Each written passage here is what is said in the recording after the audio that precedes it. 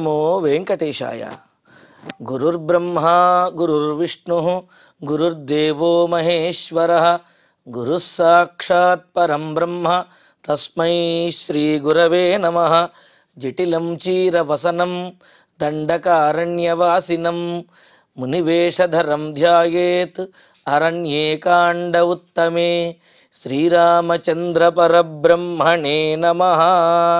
అథ శ్రీమద్ రామాయణే ఆదికావ్యే అరణ్యకాండే పంచసప్తతితమః సర్గః. సరామో వివిధాన్ వృక్షాన్ సరాంసి వివిధాని చ పశ్యన్ కామాభిసంతప్తః జగామ పరమం హ్రదం. శబరికి మోక్షాన్ని అనుగ్రహించిన తర్వాత రామలక్ష్మణులు అక్కడ ఆ మతంగ మహర్షి ఆశ్రమం దగ్గర ఉన్న సప్తసాగర హ్రదంలో స్నానం చేసి పితృదేవతలకు తర్పణములు ఇచ్చి, లక్ష్మణ, ఇక మనం సుగ్రీవుడు ఉన్నటువంటి ఆ ఋష్యముఖ పర్వతం దగ్గరికి పంపాసరోవర తీరానికి పంపాసరోవరానికి బయలుదేరి వెళ్ళాలి. నా మనస్సు తహతహలాడుతున్నది. ఎందుకంటే సీతాదేవి జాడ తెలుసుకోగలిగినటువంటి వాడు ఆ సుగ్రీవుడే అని మనకు కబంధుడు తెలియజేశాడు కదా, కావున అక్కడికి వెళదాము అని అనుకున్నారు. మరి ఆ సప్తసాగర హ్రదము యందు స్నానం చేశారు అని అంటే సముద్ర స్నానానికి ఎంతో ప్రాధాన్యం అనేది ఉన్నది. ఎన్నో జన్మల నుండి చేసినటువంటి పాపములు కూడా ఒక్కసారి సముద్ర స్నానం గనక చేసినట్లయితే ఆ పాపములన్నీ తొలగిపోయి పవిత్రత కలుగుతుంది అని మనకు స్మృతులు తెలియచేస్తున్నాయి. అందుకనే పుణ్యతీర్థములకు వెళ్ళినప్పుడు, సముద్ర తీరములకు వెళ్ళినప్పుడు ఆ పుణ్యతీర్థములలో సముద్రంలో స్నానం చేయటం అనేది మనకు పుణ్యహేతు అవుతుంది. మనం తెలియక చేసినటువంటి పాపములకు ప్రక్షాళన జరుగుతుందన్నమాట. మరి రామచంద్రమూర్తి ఆ సప్త సముద్రముల యందు కూడా మతంగ మహర్షి ఆశ్రమం దగ్గరికి వచ్చి మహర్షులందరూ స్నానం చేయటం కోసం మతంగ మహర్షి ఆశ్రమం దగ్గరకు వచ్చినటువంటి ఆ సప్త సముద్రములలోనూ కూడా స్నానం చేసి మనస్సు కొంత ప్రశాంతతను పొందినటువంటి వాడై అక్కడి నుంచి బయలుదేరి పంపాసరోవరానికి వచ్చాడు. పంపాసరోవరం దగ్గరికి వస్తే అది చాలా విశాలంగాను చాలా విచిత్రంగాను అనేకమైనటువంటి వర్ణములతో కూడిన పంపాసరోవరం దూరం నుండి కనిపిస్తూ ఉన్నది. కొన్ని చోట్ల ఎర్రనైనటువంటి వర్ణంతో, కొన్ని చోట్ల నీలి కలువల వల్ల నీలి రంగులోను, కొన్ని చోట్ల తెల్లగాను, ఇలాగా అనేక వర్ణములు కలిగినటువంటి రత్న కంబళి వలె ఆ పంపాసరోవరం కనిపిస్తూ ఉంటే ఆ పంపాసరోవర తీర వనంలో రాముడు అలా నడుచుకుంటూ లక్ష్మణుడితో పాటు ఏమాత్రము భయమనేదే లేకుండా, అంటే ఏమాత్రము బెరుకు కొత్త ప్రదేశానికి వెళుతున్నామో అనే ఆలోచన కూడా లేకుండా లక్ష్యం వైపే తమ నడక అన్నట్లుగా అలా చకచక రామలక్ష్మణులిద్దరూ కూడా పంపాసరోవరం దగ్గరకు చేరుకుంటూ ఉన్నారు. అయితే పంపాసరోవర సౌందర్యమును, ప్రకృతి సౌందర్య శోభను, ఆహ్లాదాన్ని చూచేటప్పటికీ అబ్బాయి ఈ సమయంలో సీతాదేవి నాతో పాటు కనుక ఉన్నట్లయితే ఎంత బాగుండేది అని చెప్పి సీతాదేవి గుర్తు వచ్చి కొంత మనస్సులో బాధ కూడా కలిగింది రామచంద్రమూర్తికి. పుష్పితోపవనోపేతాం సాలచంపక శోభితాం షట్పదౌఘ సమావిష్టాం శ్రీమతీమతుల ప్రభాం. ఇక్కడ చూడండి, రాముడు పంపాసరోవరం చేరిన తర్వాత అక్కడ ఉన్నటువంటి సౌందర్యాన్ని చూస్తూ, అంటే దగ్గరగా చూస్తూ ఇలా మాట్లాడుతూ ఉన్నాడు. పుష్పిత ఉపవనోపేతాం, సరోవరానికి దగ్గరగా ఉన్నటువంటి వనమంతా కూడా చాలా పుష్పించి ఉన్నది అని చెప్పి. అయితే పుష్పించినది, ఫలించినది, దట్టమైనటువంటి చెట్లు కలిగినది, ఇటువంటి వర్ణన చాలా చోట్ల చేశారు కదండి అని అంటే పంపాసరోవర వర్ణనం చాలా విశేషమైనటువంటిది. అంటే ఎక్కడ చూసినా ప్రతి ప్రదేశంలోనూ కూడా ఒక కొత్త రకమైనటువంటి అనుభూతి, కొత్త కొత్త విశేషములు కనిపిస్తూ ఉంటాయి. కాబట్టి కవి ఇంతగా పంపాసరోవరాన్ని వర్ణిస్తూ ఉన్నారు. సాల చంపక శోభితాం, పెద్ద పెద్ద మద్ది చెట్లు, అదేవిధంగా సంపంగి చెట్లు, వీటన్నిటితో కూడినటువంటిది. షట్పదౌఘ సమావిష్టాం, ఎక్కడైతే పుష్పములు ఎక్కువ ఉంటాయో, ఎక్కడైతే ప్రాణులకు అనుకూలంగా ప్రదేశం ఉంటుందో అటువంటి చోట ఈ తుమ్మెదలు అవి ఎక్కువగా తిరుగుతూ ఉంటాయి. అలా పుష్పించినటువంటి అనేక వనములు కలిగినది అవటంతో తుమ్మెదల యొక్క గుంపులు గుంపులుగా అక్కడ తుమ్మెదలు సంచరిస్తూ ఉన్నాయి. వాటి యొక్క ఝంకారము సంగీత వీణానాదములాగా వినిపిస్తూ ఉన్నది. అంతేకాదు శ్రీమతి మతుల ప్రభాం, ఎక్కడ చూసినప్పటికీ కూడా అలంకరించుకున్నటువంటి ముత్తైదువులాగా ఆ పంపా సరోవరం కనిపిస్తూ ఉంటే ఎంతో గొప్పగాను, చూచిన కొద్దీ మరలా చూడాలనిపించే విధంగాను, మనసులో ఉన్నటువంటి బాధలన్నీ మర్చిపోయే విధంగాను ఎంతో ఆహ్లాదకరంగా ఉన్నదన్నమాట. సాటి లేనటువంటి కాంతితోటి పుష్పములు ఎలా ప్రకాశిస్తాయండి అని అంటే, స్వయం ప్రకాశకమైనటువంటి ఔషధములు కొన్ని ఉంటాయి. అవి రాత్రిపూట కూడా అవి స్వయంగా ప్రకాశిస్తూ ఉంటాయి, అంత గొప్పగా ఉంటాయి. మరి అటువంటిది పగటిపూట సూర్యకాంతి పడినప్పుడు అవి ప్రకాశించడంలో ఆశ్చర్యమే ఉన్నది.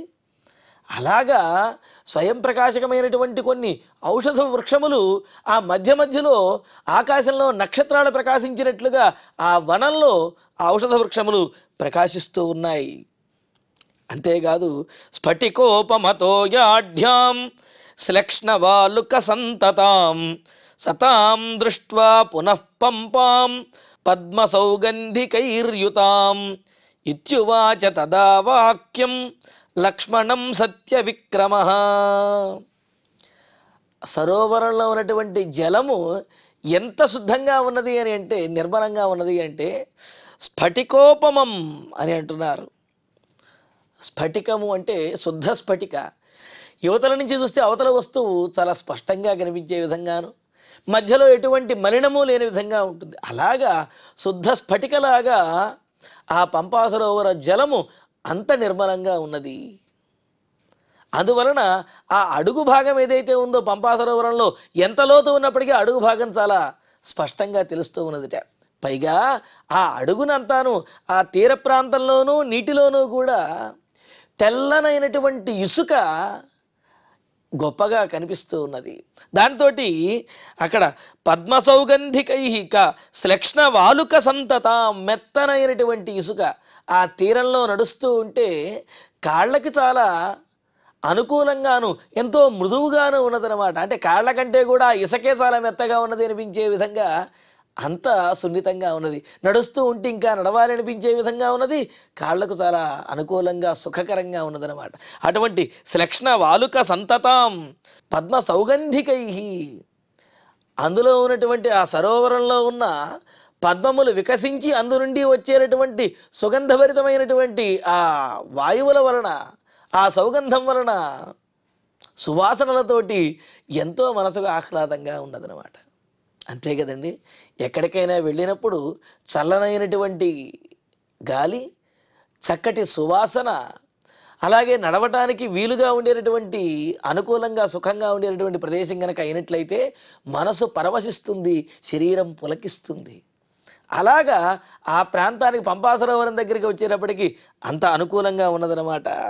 అలాగా పద్మ సౌగంధికై, అంతేకాదు తాం పంపాం పునః దృష్ట్వా యుతాం, ఈ విధంగా అనేకమైనటువంటి అనుకూలమైన సుఖకరమైన మంగళకరమైన లక్షణములతో కూడిన ఆ పంపా సరోవరానికి, ఆ తీరానికి వచ్చేటప్పటికి రామచంద్రమూర్తి సత్య విక్రమ, సత్యమే పరాక్రమంగా కలిగిన వాడు, సత్యమైనటువంటి పరాక్రమం కలిగిన వాడైన ఆ రాముడు లక్ష్మణం ఇది వాక్యము వాచ, లక్ష్మణునితోటి ఈ విధంగా మాట్లాడుతూ ఉన్నాడు. ఇంతకుముందే అనుకున్నాం మనం, ఏదైనా పరిపూర్ణమైన అనుకూలమైనటువంటి స్థలానికి వచ్చినప్పుడు, మనసు పులకిస్తూ ఉన్నప్పుడు, ఆనందం కలుగుతూ ఉన్నప్పుడు, ప్రియుడికైతే ప్రేయసి గుర్తొస్తుంది, భర్తకు తప్పనిసరిగా భార్య గుర్తు వస్తుంది. అలా గుర్తు రావాలి అంతే. ఎందుకు అంటే తాను పొందేటటువంటి ఈ సుఖము, ఆనందము, ఆహ్లాదము తన భార్య కూడా పొందితే తనకు పరిపూర్ణమైనటువంటి ఆనందం కలుగుతుంది ఆ భర్తకు. అందుకనే మరి ఆ పంపా సరోవర తీరానికి వచ్చేటప్పటికి సీతాదేవి ఉంటే బాగుండు కదా, సీతాదేవి దూరం అయిపోయింది అని రామచంద్రమూర్తికి సీతాదేవి గుర్తు వచ్చింది. అస్యాస్తీరే తు పూర్వోక్తః పర్వతో ధాతుమండితః ఋష్యమూక ఇతి ఖ్యాతః పుణ్యః పుష్పిత పాదపః. మరి అసలు వారు అక్కడికి పంపా సరోవర తీరానికి వచ్చిందే అక్కడ ఉన్నటువంటి ఋష్యముఖ పర్వతం మీద ఉన్న సుగ్రీవుడిని కలిసి సీతాదేవిని వెతికించడానికి, సీతాదేవి జాడ తెలుసుకోవడానికి, ఆ సుగ్రీవుడిని సహాయం అడగటానికి ఎక్కడికి వచ్చారు. అందుకనే ఇక్కడ రామచంద్రమూర్తి అంటున్నాడు, కబంధేన పూర్వోక్త లక్ష్మణ. కబంధుడు సుగ్రీవుడు ఉండేటటువంటి ఆ ఋష్యముఖ పర్వతం ప్రాంతంలో ఉన్న విశేషములు, పంపాసరోవర విశేషములు కూడా తెలియజేశాడు కదా.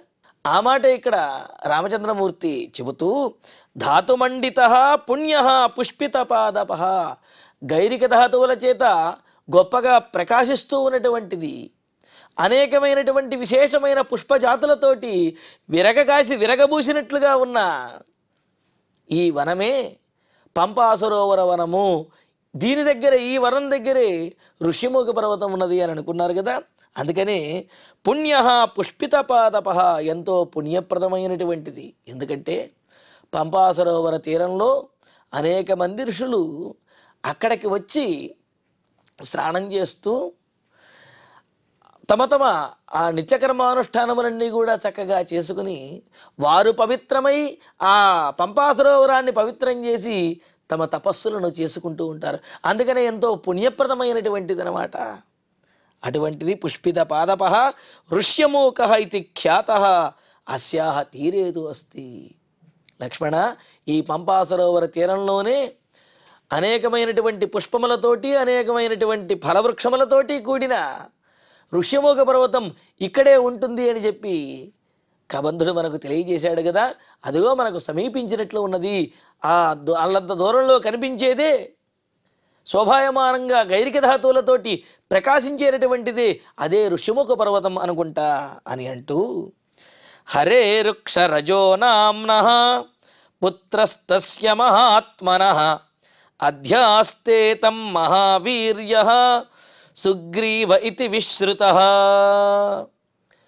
వృక్షరజుడు అనే పేరు కలిగిన మహాత్ముడైనటువంటి వానరుడికి జన్మించిన సుగ్రీవుడు అనే వానరరాజు మహావీరుడు ఆ ఋష్యముఖ పర్వతం మీదే ఉన్నాడు అని అంటూ, తస్య మహాత్మనః వృక్షరజః నామ్నః, మహాత్ముడైనటువంటి కారణజన్ముడైనటువంటి వృక్షరజుడు అనే పేరు కలిగిన హరేహే వానరశ్రేష్ఠునికి పుత్ర మహావీర్య, పుత్రునిగా జన్మించినటువంటి వాడు, అందులోనూ సూర్యవరప్రసాది అయినటువంటి వాడు, గొప్ప పరాక్రమశాలి అయిన సుగ్రీవ ఇది, సుగ్రీవుడు అనే పేరు కలిగిన, చక్కటి కంఠము ముఖవర్చస్సు కలిగినటువంటి వాడైన ఆ సుగ్రీవుడు అనే పేరు కలిగిన విశ్రుత, లోకంలో ప్రసిద్ధి చెందినటువంటి వాడైన తం అధ్యాస్తే, ఈ ఋష్యముఖ పర్వతాన్ని అధివసించి, అంటే ఈ ఋష్యముఖ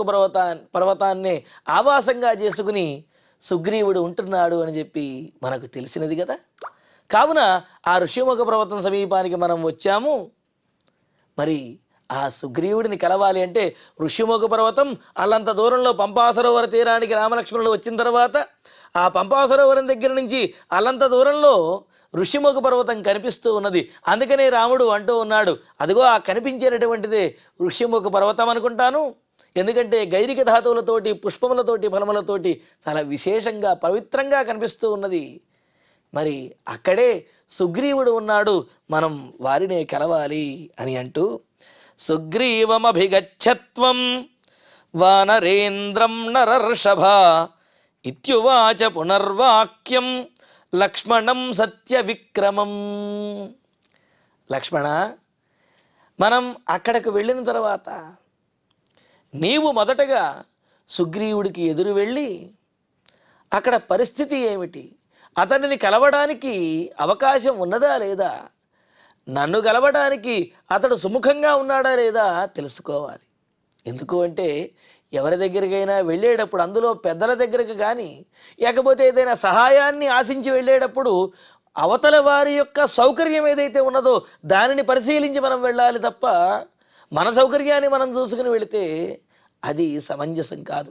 అందుకనే ఇక్కడ రామచంద్రమూర్తి సుగ్రీవుని స్థితి ఏమిటి, సుగ్రీవుడు అసలు తమను కలవడానికి సంసిద్ధంగా ఉన్నాడా లేదా, ఈ విషయాన్ని ముందు తెలుసుకోవాలి. కావున లక్ష్మణుడితో అంటూ ఉన్నాడు, మనం ఆ ఋష్యముఖ పర్వతం మీదకి వెళ్ళిన తర్వాత, లక్ష్మణ, నరర్షభ, నరులలో శ్రేష్ఠుడమైనటువంటి ఓ లక్ష్మణ, త్వం వానరేంద్రం సుగ్రీవం అభిగచ్చ, నీవు వానరశ్రేష్ఠుడైనటువంటి ఆ సుగ్రీవుని దగ్గరకు ఎదురు వెళ్ళు. అంటే సుగ్రీవునికి ఆ గుహ దగ్గరికి నీవు వెళ్ళి, ఇత్యుక్త్వా సత్యవిక్రమం లక్ష్మణం పునః ఇత్యువాచ.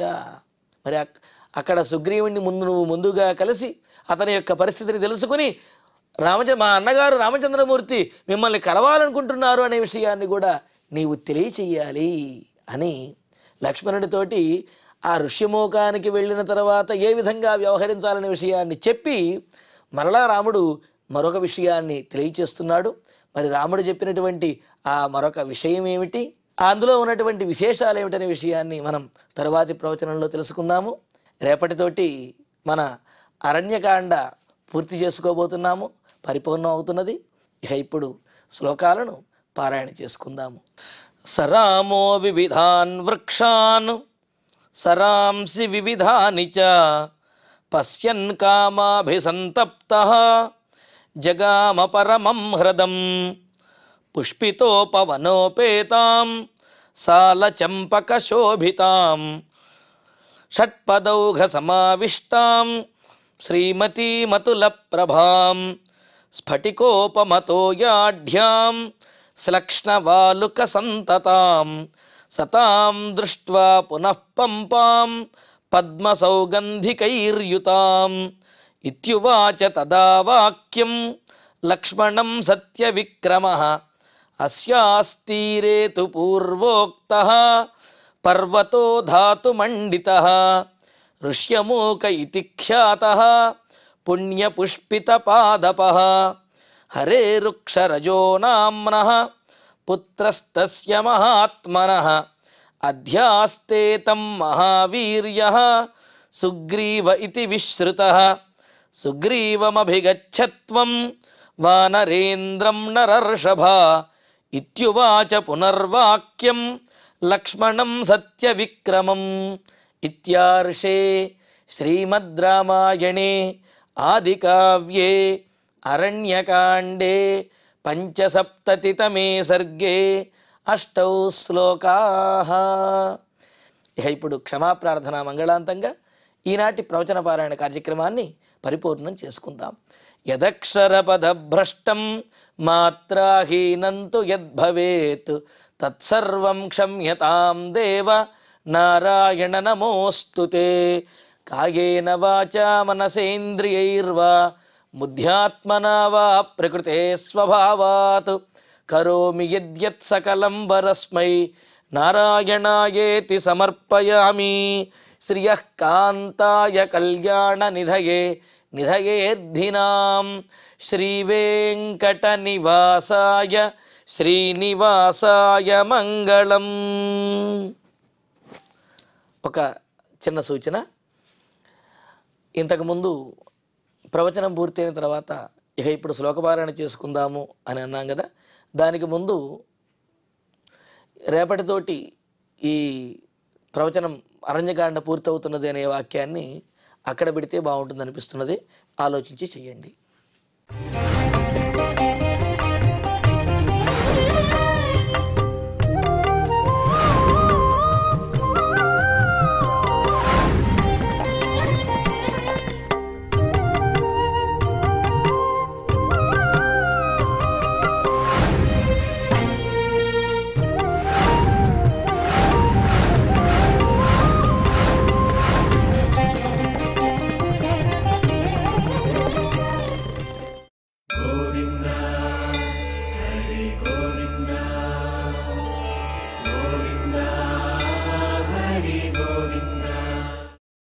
Oh